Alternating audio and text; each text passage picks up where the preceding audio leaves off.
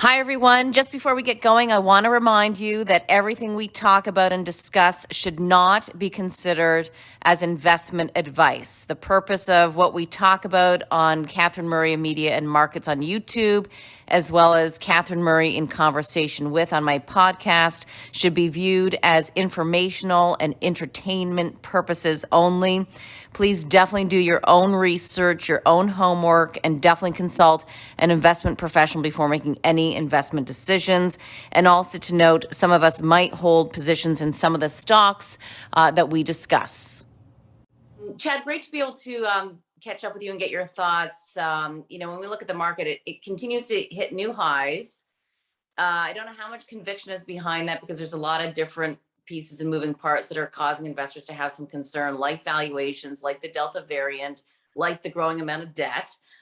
So why don't we kind of just start top down, and then we'll get into more of the nitty gritty in terms of how you and your team manage $8 billion, how we know what kind of aspects and factors you think are important. But starting with top down, what's your view these days? Our perspective, my partner Kevin Karan and I, with Matthew Battipaglia, we take a big long-term viewpoint using 10-year forecasted returns in different asset classes. And it is not a surprise to say, from a historical perspective, our 10-year outlook is one of which we're looking at a lower return environment, not only within equities, but of course with fixed income. With that said, we have been overweight equity exposure within our tactical asset allocation strategies since April of last year.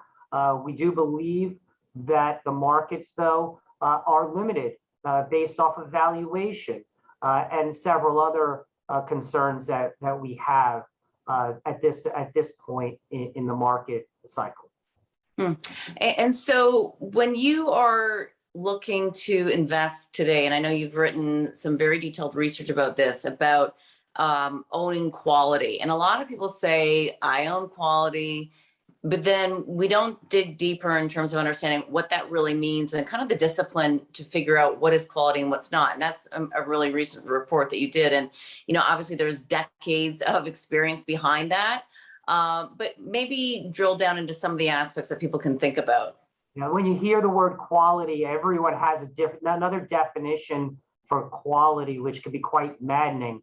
My colleague Kevin Karan did a detailed report about quality investing. And what we did was we tried to clearly define exactly where and what we're looking for from an investment universe. And our view of quality are companies that do not have a lot of debt on their balance sheet.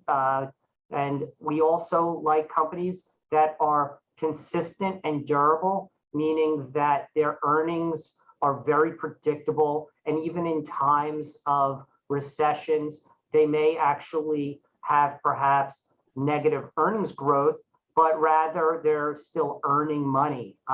That's very important. Also, companies that are reinvesting back into their business to grow their business. And when they're reinvesting back into their business, that reinvestment is has quite a high return on invested capital. That is quite attractive to us. So there are other components that we use to define quality, but growing, profitable, well capitalized is really the hallmark of how we look at companies.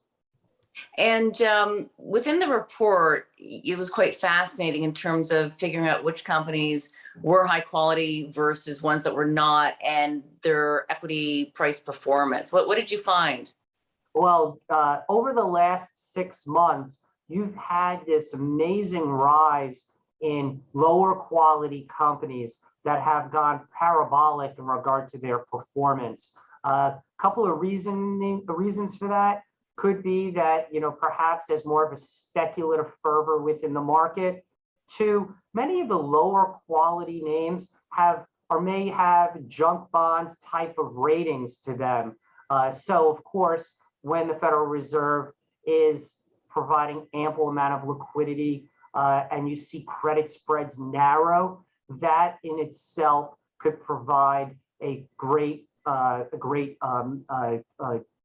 positive tailwind for lower quality names that have a lot of debt. So basically, what you could see happening is that as credit spreads are so narrow from a historical perspective, that has given that great push to these equity prices. But as you start to see a normalization, perhaps in high yield debt, in those type of names, perhaps if you start to see deceleration of the global economy and the US economy, that there will be a normalization within high quality and low quality from a price performance perspective.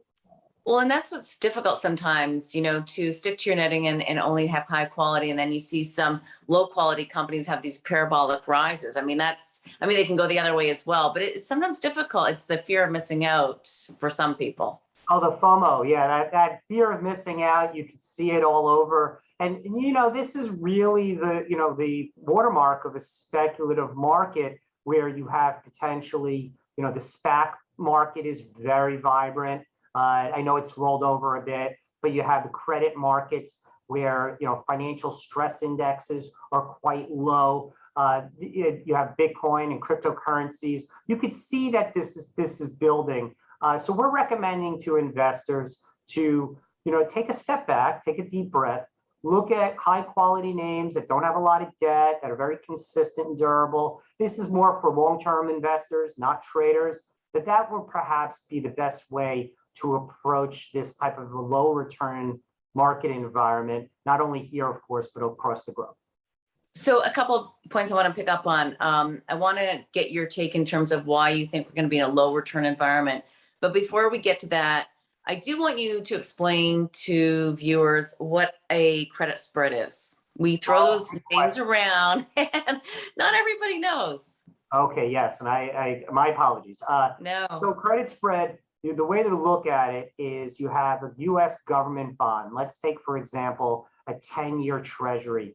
And the 10-year treasury may be yielding 1.35%. And then you look, say, for example, at the high yield bond index. That high yield bond index, let's say, is yielding 4% or 5%. The difference between the two yields is what they call a credit spread. And historically, many of these type of credit spreads are quite wide. Today, they are historically narrow, not only within high yield bonds, but you could see it within US municipal bonds, investment grade bonds, and whatnot. So what that is telling you is that investors are quite comfortable that default rates are going to be quite low over the next 3 to 5 years, and as well as the economy will be quite vibrant. But at one point, it becomes a little bit nonsensical where you have to say, am I getting paid well for taking on the risk? And that's where we believe that in certain asset classes, you have to be quite careful. Right. So the yield that you're getting on any investment really should reflect the associated risk. And with the high yield market, the high yield debt market, historically you would be paid more than, call it a 4% yield or maybe a 4% coupon or whatever it is. Maybe it should warrant, I don't know, historically, what would it be, 7 to 8%? Yeah, that's exactly where you should be. And I mean, in times when you have a real credit dislocation, high yield bonds move quite like similar to stocks. Maybe the correlations back before the massive QE programs was roughly about 70%. So you would buy a high yield bond and you would say, I'm getting paid well for taking on the risk, but I also understand that the asset class is quite volatile. Now, and has been for quite some time since Federal Reserve started their QE program in March, April of last year, things are very, very, very tranquil and calm, and rates have gone down considerably. So, what that does to the equities of these companies that have high yield junk bond ratings is it really is kind of like rocket fuel, right? I mean, so you turn around and you say to yourself, oh, I can buy these stocks and they're going to not go out of business and things are going to be wonderful. And the stock market, the pricing of the stocks could become irrational. Our viewpoint is that investors should, again, just be very, very circumspect about and know about the past and just kind of not chase that type of. Yeah. And why is that, Chad? Because, you know, when I look at investments right now, and one of the best ways obviously to make money is someone so simply put it, a very inordinately successful person said, buy low and sell high. I mean, it is sometimes just that simple. I mean, obviously you got to get the right industry, sector, country, etc. But you know, it's difficult for some people to do, right? To be disciplined to actually buy when, you know, things are attractive. But to your point about being in a low return environment and we've got high prices, I mean, how does that work out in the sense that what's going to happen to some of these high priced stocks if in fact if we're in a low return environment? It's presumably because we've got a low slow growth outlook. You're in a low return environment for one. We believe at Washington Crossing that market speculators and investors have been what they call mispricing risk. Okay, risk, it doesn't come just, you know, slowly, but rather like last year, March of last year, all of a sudden you saw what exactly took place where you didn't have in your financial models a certain scenario happen. It's almost like earthquake risk. You don't know when it's going to come, but it comes, and when it does, it could be disastrous. So investors, you know, that are investing in the financial system should just be aware of that earthquake risk. It's very hard though to model that out. There are two reasons why we believe that there's concern regarding the low return environment. One, you have interest rates that are historically low, that you haven't had global interest rates like this low in over 4,000 years from a global perspective, or 3,000 years since finance, because you never had interest rates where they were negative, and they've been negative for quite some time across the globe, in particular within Europe. Two, those interest rates being so low is the gravity. Okay, when you have rates that go higher, then you're looking for a more robust growth rate. Okay, that type of growth rate, global growth rate, we're not seeing at this inflection point. So that low interest rate environment is also one of the reasons why you have all asset classes across the globe at historically high levels. If the interest rates were to normalize, then you would see a proper readjustment within valuations. And why do we think we're not going to get a strong global growth recovery? Because some people believe that we will. Mind you, I think Goldman Sachs actually just decreased their GDP outlook because of the Delta variant this morning. What do you think might be the right number? I mean, obviously we've had easy year-over-year comparisons. That's going to change pretty soon. But what's your take in terms of productivity and growth? So our viewpoint is that from a long-term, long-run perspective in the United States, that we could see about 2.5% to 2.75% GDP growth, which includes a quite vibrant productivity number. Europe, the Europeans are going to be a step below that, we believe around 1.5% or so. And of course, the emerging markets, which have been a major contributor of growth over the last 20 years, in particular China, that's where things are going to slow down quite a bit, where you could see a sub 4% kind of GDP growth level from there. So when you put it all together, your global growth trends, are going to be quite vibrant here in the United States, but global growth over the next several years, we believe is going to be quite weighed down. In the short run, over the next 12 months, we do see the United States growing at a 4+% handle. So that's above trend growth. Another thing, though, that is really the major issue with our long-term forecasted return expectations that we started the conversation off with is valuation. Okay, you just have valuations that are from from certain perspectives that it's just historically high when you look at it from a 10, 20-year kind of viewpoint. So from a starting point perspective, that also is weighing down. When it comes to interest rates and inflation, Catherine, our viewpoint is that inflation is going to be above trend, but we're not particularly yet positive that it's going to be white hot for the next 3 to 5 years. And that type of longer term viewpoint on inflation is what's going to be driving the long end of the curve. And so just to pick up on inflation maybe being a bit elevated, but not really an issue is what I'm hearing from you. Let's go back to the US jobs report that we saw last Friday, which was a disappointment in terms of the headline number. Wages increased, participation stayed low. Is the potential read on that the lower income wage earner is, I don't want to see being priced out of the market, but they don't have the skills that are matching the needs today. And we're going to continue to see this bifurcation going on in terms of the jobs picture, and that there's going to be more people that really can't get back into the workforce. I wonder what that does, to society, to taxes, to wages. Any thoughts there? And the reason why I bring that up is because I do worry about stagflation.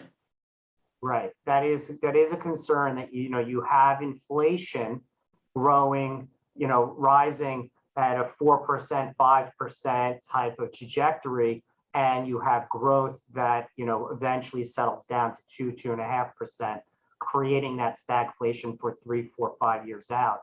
Right now, I believe we believe that jobs number report that was disappointing is more COVID related, and that it may not very well be, based off of that structural issue for this monthly jobs report. Going forward, we do believe, though, that the economy will continue to be on the mend, but it'll be a fluid situation, Catherine, where COVID, with different variants there are, and the reopening, not only here in the United States, but across the globe. So our general viewpoint is that we could still see inflation again for the next 18 months running at a high level, that the long end of the curve in the United States should continue to rise, but we are not generally concerned about that height, that real hard inflation concern that happened back in the 70s. We're not seeing that yet. So where can the 10-year go over the next 18 months? Over 2% wouldn't be a shocker to us, okay? But that would just be a normal kind of occurrence with the normalization of the US economy, which we do continue to believe will happen. It's just, again, asset prices are all based off of that risk-free rate. Right. And again, for viewers to understand, that risk-free rate is the US Treasury market. It's supposed to be the lowest risk out there, and therefore that's what we base pricing off of. Absolutely right. Correct. Okay. And the only reason why I bring up, the jobs report and the skill issue is I really, and it's a longer term, it's not really what we're necessarily talking about today, but if there are people who really can't get into the market on a higher paying job, and those jobs are going away, being replaced by technology, you really have to wonder if there is any type of stagflation, who it affects the most, really. I mean, if you're not making a lot of money and you can't get into a job where you can, and you've got rising prices personally, that's going to be a tough situation. I do worry about that. And I agree. I mean, that is, the lower standard of living based off of, not having the educational skill gap there is a general long-term concern that has been with the United States and across, in particular over the last, decade or two. So, that too, COVID has brought to the front and center that type of issue. But right now, the general concern in business is actually finding workers to actually do, certain jobs. And what I'm finding is, by talking to major business owners, is they're having a very difficult time finding labor. And when they do find labor, they have to pay an excessive amount for that. And so that is a concern that has not come to the forefront in regard to Wall Street, to earnings expectations. That could be, to your point about stagflation, that could become a real issue where you have wage pressure, in particular on companies that have lower incomes employees. That's an issue that you have to look 3 to 6 months out on. Yeah. And I like the way you phrased it. It's a fluid situation, and it really is. I mean, I was pretty optimistic. I am an optimist. But, heading into the fall, back to school, let's get back to business. And I think that is definitely the trend. And it's culturally, I think, what people want. At the same time, we do have this Delta variant that is rearing its ugly head once again. And I'm just wondering, with you sitting in the States, give us a sense in terms of what it actually feels like there with the reopening trade. Are we a 6 out of 10? Like, I thought maybe before we were 7.5, we were moving to an 8. So where are we in your perspective? We're probably at a 7.5. And unfortunately, you're seeing, a pickup of mortality rates, on a daily basis due to COVID here in the United States. If you look at the 7-day average, it's a bit disturbing.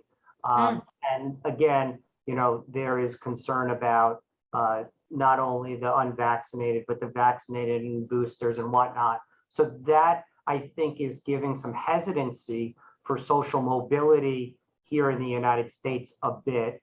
Hence the reason why you're not seeing, as great of a uptake in regard to certain, jobs being created. But, this is going to be one of the reasons why the United States GDP growth rate and particularly global growth rates will be marked down for Q3 and into Q4, which I don't generally think is going to have a real hard headwind for earnings growth here in the United States. But again, it's going to cause a little bit more hesitancy, which could, of course, give a little bit more runway for the Federal Reserve in regard to what their actions are going to be going into the end of the year. And that's really how I view it as well, in terms of how long of a runway do we have for this bull market, in the sense that because we've got the back and forth because of the COVID, it almost seems as though the Federal Reserve is going to have to continue to really wait, even though I don't think that's the narrative, to pull back on quantitative easing, et cetera, that we almost have this, perhaps incredibly elongated business cycle, a longer runway for stocks. At the same time, though, we know valuations are high, and it's not a good reason why valuations could go higher because the Fed can't pull back. Right. It's not a high quality reason. So.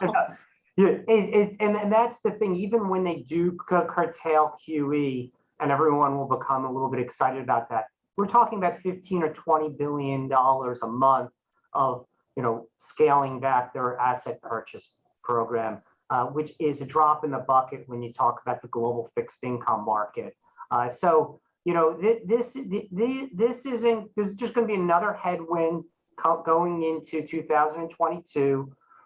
We're not terribly bearish. We're still, like I mentioned earlier in the conversation, we're overweight equity risk. We're just recommending to clients that as you see a deceleration of global growth, understand that business investment will continue to follow through because of just the general need of consumption. We are, again, thinking that we can get a good return, but you just got to be in the right types of investments going forward. So let's talk a little bit about that in terms of being overweight equity, wanting quality, recognizing that valuations are high, the situation is fluid. Where do you want to be specifically overweight within equities? A good question. So our viewpoint is you want to look at some companies that are rising dividend type of companies. The different sectors that one can look at is healthcare, which has underperformed drastically. consumer staples, which have been in the short run and intermediate term, been hurt by costs of goods going higher, pinching their profit margins. We think that there's a good opportunity there as well. And some certain select consumer discretionary names that we think are also quite attractive. So those have really been, well, healthcare as well as consumer staples, more out of favor lately. I forget which company it was that I just saw a report on Friday, but they had quite a bit of margin pressure. Right. Why won't that continue to grow, and therefore will the valuations be pressured? And is there a better buying opportunity, or would you actually get in now? So we would slowly scale into consumer staple companies. We think that over the course of the next 6, 9, 12 months, they will be readjusting their prices higher, talking about inflation, stagflation, like we were talking about. And that over that transitory period of them repricing their products higher, you'll start to see a roll-off of inflationary pressures as you start to slowly see normalization regarding the labor force and regarding commodity prices. So one could just, everyone knows that when you go to the supermarket, they never lower the prices. They're always increasing the prices or keeping them the same. So as you start to see a roll-off of these costs, we could see some margin improvement, perhaps in the back half of 2022, which would bode well for many of these steady Eddie names. So look no further as a company like Pepsi, for example. That one is high quality. Or look at a company like Hormel, who last week provided upbeat numbers, but yet did again, of course, say that pressures within margins were there and were pronounced. But they have a steady management team that is looking over the long run. So we would be favoring those type of names. Yeah, I guess it was Hormel that I was looking at. Just kind of caught the glimpse of the numbers. And within healthcare, because it hasn't performed, I mean, have been some good companies. Personally went long Pfizer and Moderna earlier on, which was great. But what has put pressure on healthcare in general? And I also want to ask, in terms of you getting exposure to healthcare, are you doing it through company-specific names? Are you doing it through sector ETFs? How are you doing that? So within the healthcare, we're going through individual names on our rising dividend portfolio. And as well, we're doing the sector play. You're using ETFs on our asset allocation strategies. So we have 2 strategies that we manage. When it comes to our rising dividend portfolio, we like companies like United Healthcare, which we find to be a high quality name that has those watermarks that we spoke about earlier. And we believe that over the long run, you could see an expansion of margins. As well, we like Pfizer and Merck. Both companies have lower multiples. We believe that they have pipelines behind them that should do well. The reasoning behind the healthcare sector not doing as well as the broader markets is one, because many of these healthcare companies actually suffered when we went into lockdown mode. But we believe that over the next 3 to 5 years, that even with that type of headwind, they were quite profitable, and valuations are majorly attractive in relationship to the broader markets. What's the average for healthcare in terms of the multiples versus the market multiple? The ones that we're looking at are 16 or 17 times or below. And these again are steady Eddie kind of names that are in relationship to a market multiple of 22 times. The growth rates are quite attractive at GDP plus growth rates. Yeah, and some of them obviously offer a dividend. Rising dividend, all 3 of them that I mentioned. Yes. Oh, really? Yep. Rising. Okay. Chad, we're going to wrap it up here, but before we do, I just want to, I guess I have 2 questions. One is, you've been in the business a long time, you and your partner, you manage $8 billion, being in the business a long time, often make some, you've got experience, you're calm. My point is you sound calm, so, which is always a good thing. But what is, what is out there that might, be of concern? Is it the SPAC market? I was just reading this morning the number of IPOs, and I think 60% of them are SPACs. We talk about the Delta variant. We know that's out there, but is there something else that you're looking at or thinking about that concerns you? I think it's leverage, leverage that is unseen. I may be saying it incorrectly, but the Archipelago issue that they had to unwind trades is a rude awakening. We believe that there are certain pockets within the financial system that just you can't see the leverage. Also, the mispricing of risk. You like I said, you have tornado or hurricane risk or earthquake risk. You could see that also there's a euphoria out there. And I'm not saying that cryptocurrencies are not legitimate or legitimate, but you have this type of euphoria that's happening within certain parts of the market, that everything is an asset class, from baseball cards to used bikes. So there's a little bit more a lot more speculative fervor than what I've seen back in the past, and that to me has us, and I think our team, a little bit concerned. Yeah. Now this can go on. This can go on for another year, 2, 3 years. And that's the reason for preparing your portfolio today for that earthquake. Mm-hmm. And when you talk about leverage that you can't see, my question, of course, was where do you think it is? And if you can't see it, how can you even answer that question? But you might have an idea in terms of where that might be. And I always kind of have some concern about the private loan market. I don't know if that's what you're referring to. Where do you think there might be leverage in the market that we can't see? You may have a family office or a variety of family offices or hedge funds that have leverage within their book that is quite excessive, and that some of that leverage could be seen by the Federal Reserve.